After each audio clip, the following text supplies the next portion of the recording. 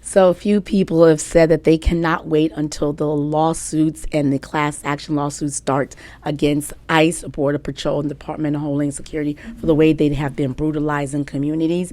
Well, you don't have to wait. There have already been several lawsuits filed, and the claimants are requesting over $100 million in damages already. Most of these lawsuits are filed under the Federal Towards Claim Act, which allows ordinary citizens to sue when a employee of the government exceeds its authority and violates their rights. We see the Fourth, Fifth Amendment rights being violated. We see the brutalization.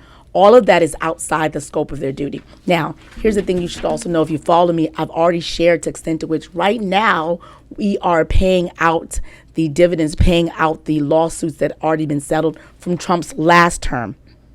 Like they're like settling right now. Like, of course, you know that's coming out of our tax dollars. So what I'm going to do for you is go through some of the lawsuits that's active and pending right now. And let's start with one of the ones from the past administration.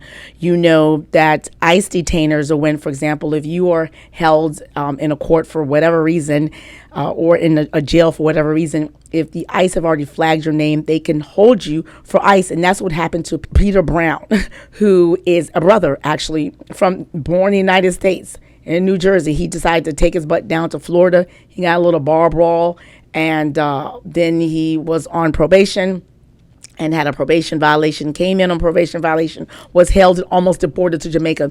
Even after showing his papers, his United States citizenship, his birth certificate multiple times, they just still didn't believe him. He was like, I've only been to Jamaica during a stop on a cruise, and they still held him. He just got his case settled. He just won.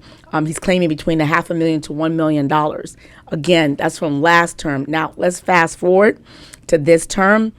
There are policy that Joe Biden implemented during his term that says that the ICE and Border Patrol are not to detain any woman who looks visibly pregnant, who is postpartum, or who is lactating. You've seen the news accounts of them actually detaining women who are still nursing their babies. So clearly, this administration violated policy. But so because they have, that's why they're being sued, including by a United States citizen, a woman who was 9 months pregnant, who went in for a routine check with her immigrant spouse, and they detained her.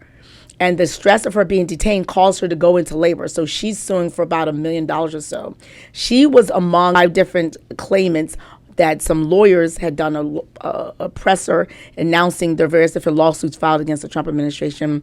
And Carrie Alvarado was one of them. And that happened to her just past September. So that's how recent this stuff is. Another woman who was pregnant, she miscarried after being detained by ICE and essentially roughhoused by them, and she's suing for about $1 million or so. Then you also had this past July, woman who was detained by ICE, who suffered from PTSD, extreme anxiety, depression, and she didn't speak much English. She asked for a feminine product, and they made fun of her. They put her in solitary confinement. They stripped of her clothes, made her half naked, and was laughing at her. So she's one of those folks who are suing.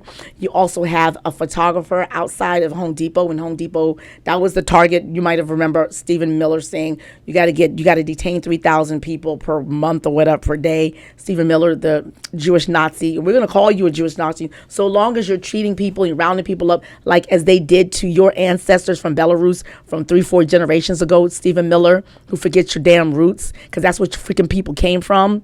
Yeah, so that Stephen Miller was telling them, go to Home Depot. So they went to Home Depot, and this man is a U.S. citizen. He was filming him. They tackled him and said, you can't film. You can film. No matter what they say, if you're a safe distance, you have the First Amendment right to film them and film every single thing they do and clock all of their faces, clock all of their badges and their license plate. Because we're watching TikTok. I don't know why they think Donald Trump is going to be there till January 6th. Or that man is 1 foot.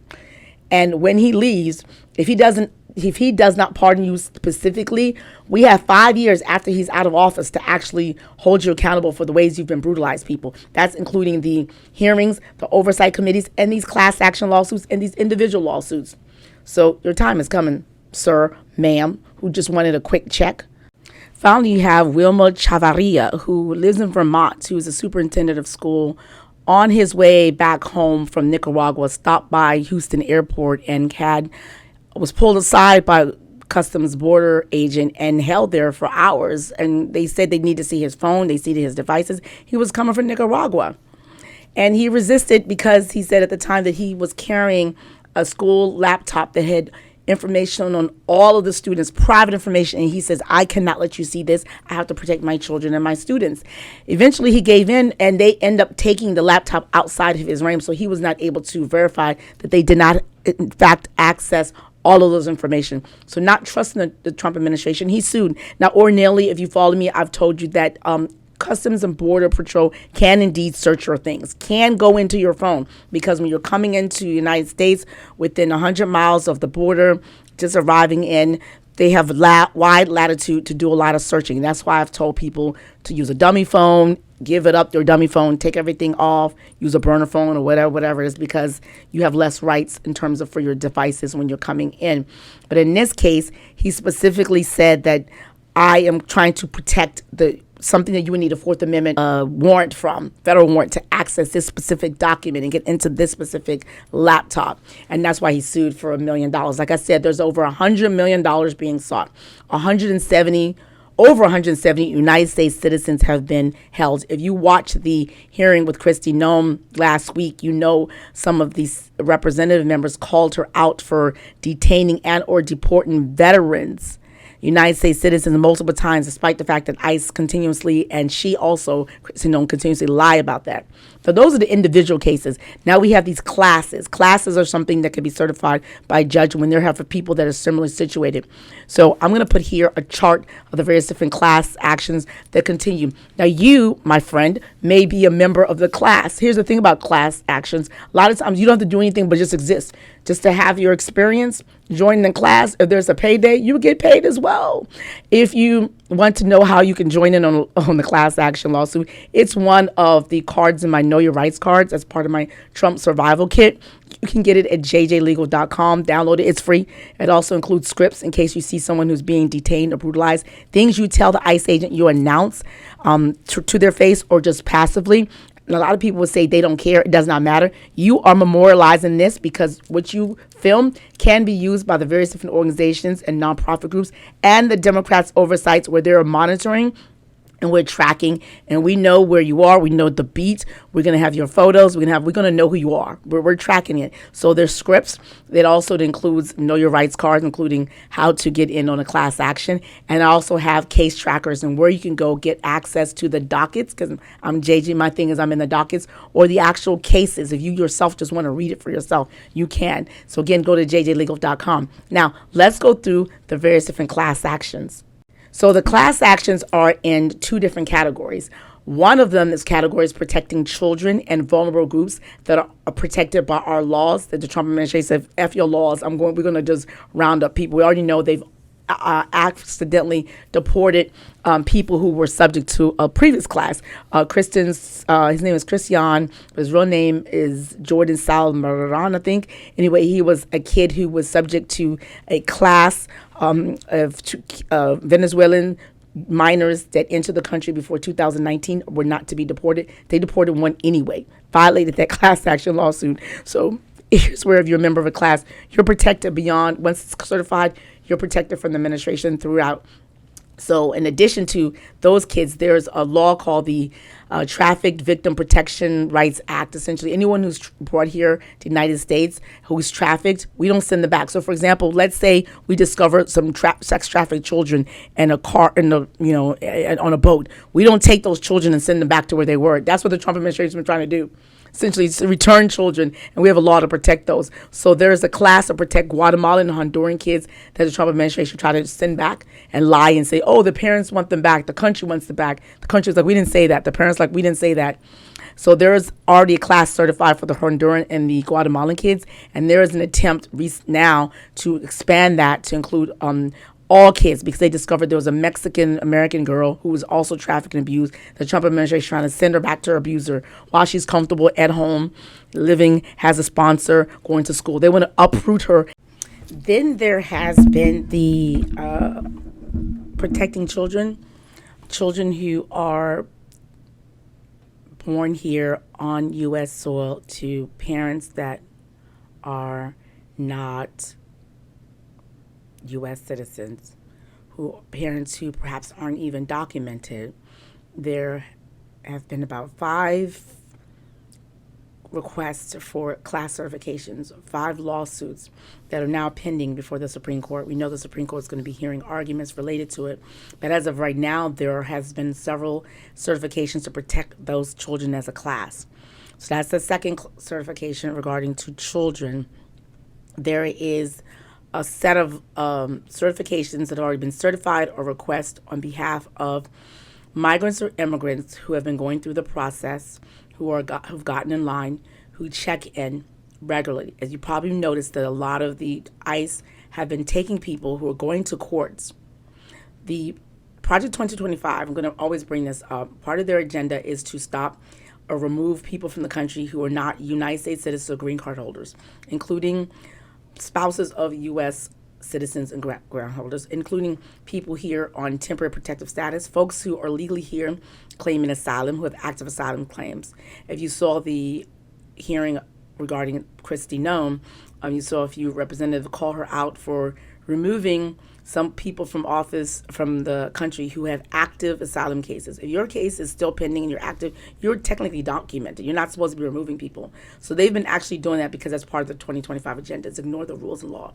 So there have been over 200 decisions by over 100 judges, including judges appointed by Donald Trump himself, by judges appointed by Ronald Reagan and George W. Bush, that said that you're wrong. The Immigration Nationality Act says that if someone comes into this country and they've been here for 2 years and they've been checking in, you do not detain them unless it's urgent. If it's not them coming into the border within 14 days, border rules are different. You've just snuck into the country, it's within 14 days. We have the right to just turn you right back out. Donald Trump had that policy that Joe Biden ended up keeping it. It's kind of like stay in Mexico. You come in, you're removed. That's part of the reasons why I think Joe Biden had a bigger deportation numbers, because he just kept Donald Trump's policy. If you just go right back out. Now, the majority of people, 11 million people here, they've been here. And this is why you might have seen them arresting shop owners, people who have established businesses, people who've been here for years and years and years, minding their business. They go in for their regular check-in, and they've been getting people because that's part of the Project 2025 agenda. Even people here who are legally here, claiming asylum, who've been checking in normally. I did a story recently about someone from my own native Sierra Leone who lived here for several years. She got deported to Ghana, though she's was a essential worker during COVID era, and she's not doing that. She's a tax-paying member of society, and she's not a criminal.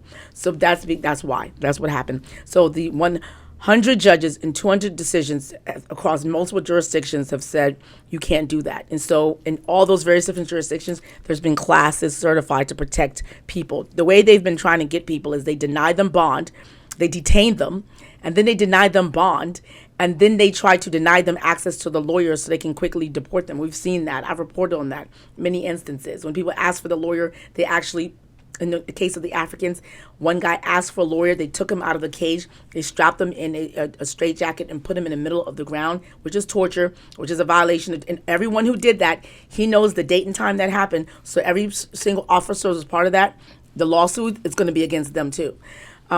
And to cause people to not ask for a lawyer and threaten them to not ask for an attorney, threaten them to not exercise their 4th and 5th Amendment rights. That's the type of stuff we have going on. So in Tacoma, Washington, and New England, there's been classes that's already been certified. Now, there's been pending certifications in California, Colorado, Nevada, D.C., and nationwide, including some to stop them from sending people to Guantanamo Bay, which Guantanamo is a facility that we have for terrorists. You're sending people for a civil infraction. And that's what also I have to remind you all, is that the immigration law in the United States is still civil. Some aspects is criminal. If you come in after you're deported, if you sneak back in, that's criminal. If you create an actual criminal act, like assault or something, as part of our criminal code that applies for everybody, you're a criminal. But outside of you doing something that's actually criminal, or you violating the few criminal aspects of immigration, the majority of the code is civil. And so for civil infractions, we normally say that's not something. Your punishment is you get deported, sent back to your country. The punishment cannot be you sent to a prison in El Salvador And here's the thing about the El Salvadoran thing, really quickly. The El Salvadoran government said we only want people who have been convicted of crimes because we are jailed. So we can house your criminals. They said something like 70% of people that the Trump United States government sent to El Salvador had no crimes. So they violated the agreement they have with El Salvador when they sent those people. Most of them were not criminals. They said only about, I'll say something like 15 people had criminal detainers. So why the hell are you sending the rest of them? They also sent women. The El Salvador prison had to return them. They said we said we don't want anyone who's not El Salvadoran. I mean, we want anyone who's not El Salvadoran or Venezuelan. They sent people from other countries. So when they sent people from other countries to El Salvador, the prison had to put those people back in the plane and say, we told you only El Salvadorans and Venezuelans. They sent them people from other countries. They had women. They said, this is a male prison. Why are you sending women to a male prison? That's how indifferent they are. That's how sloppy they are. So the El Salvadorans had more.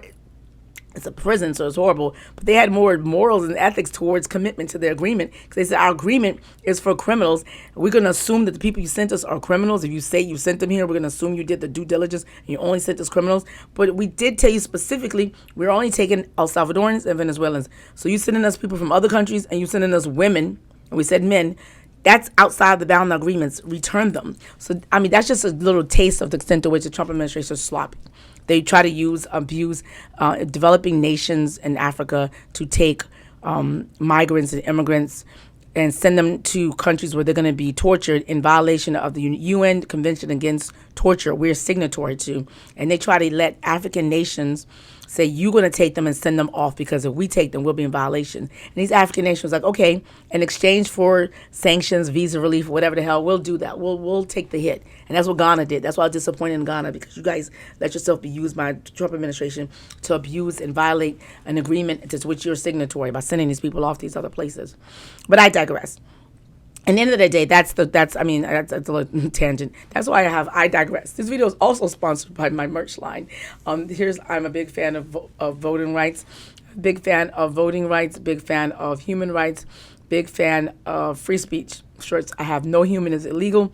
I have Operation 2/3. I have Each One Teach One merch, and sweatshirts, t-shirts, mugs, and stickers. So check them out at jjlegal.com, where you can access my fourth wall account. If you're watching this on YouTube, you can see these things down here. That's a great way to support my work.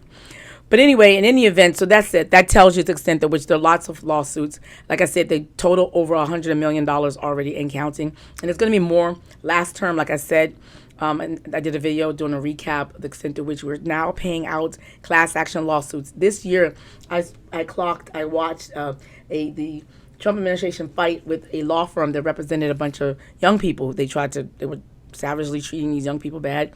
There was a class action lawsuit. They won, or there was a settlement. And then the Trump administration was hemming and hawing because they didn't want to pay the bill. Then they said the bill got larger. And the lawyers were like, the bill got larger because even after we settled and the case was done, you continue to abuse and try to deport these kids that are protected. And so we had to keep going and actively working to try to protect these kids. So the bill kept going. So you could have stopped. The reason why the bill is bigger is because you continue to violate the law and violate the class action. So that was something that happened this year. That's just something I saw in the dockets. Again, I'm in the dockets. If you want to learn more, you want to be in the dockets, go to jjlegal.com and sign up for my Trump Survival Guide, where you can get scripts to help you stop someone being unlawfully detained or brutalized, or just film them for prosperity and for the hearings later on. You can get the Know Your Rights cards, and you can get access to the case tracker, so you could get access to the case as well. So jjlegal.com is where you're going to find the tracker. You're going to find where to get my merch line, and to support me more, join my newsletter. Each One Teach One. Share this video so more people know. I think when you know that there is some sort of accountability in terms of people that get paid at least, that make you feel a little bit better. So share this video, join along, become a subscriber or a member. That's even better. Thanks.